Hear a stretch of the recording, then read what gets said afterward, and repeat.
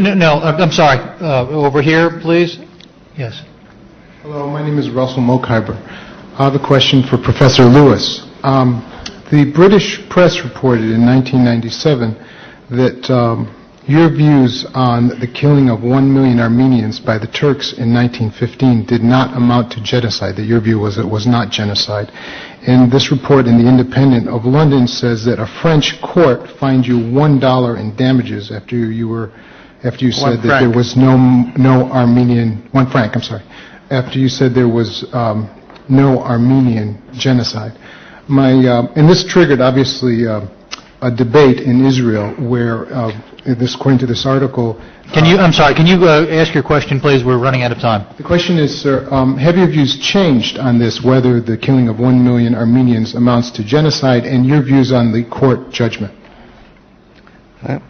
This is a question of definition. And nowadays the word genocide is used very loosely, even in cases where no bloodshed is involved at all.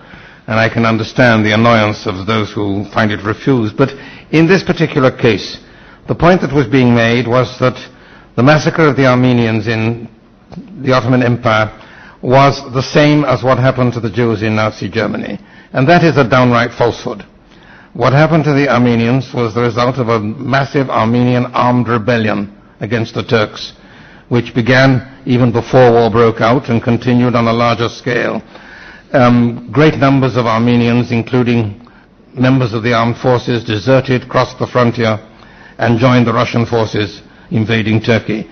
Armenian rebels actually seized the city of Van and held it for a while, intending to hand it over to the invaders.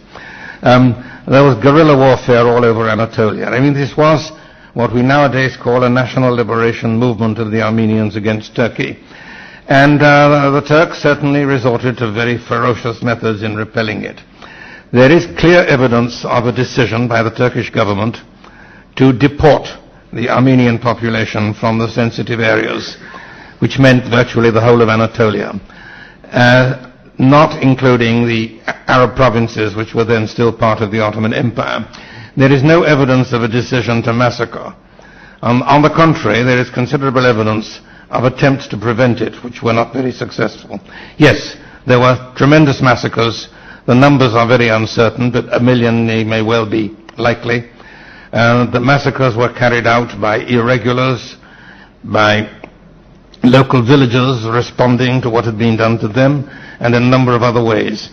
But to make this a parallel with the Holocaust in Germany, you would have to assume that the Jews of Germany had been engaged in an armed rebellion against the German state, collaborating with the Allies against Germany, that in the deportation order the cities of Hamburg and Berlin were exempted, that persons in the employment of the state were exempted, and the deportation only applied to the Jews of Germany proper, so that when they got to Poland they were welcomed and sheltered by the Polish Jews.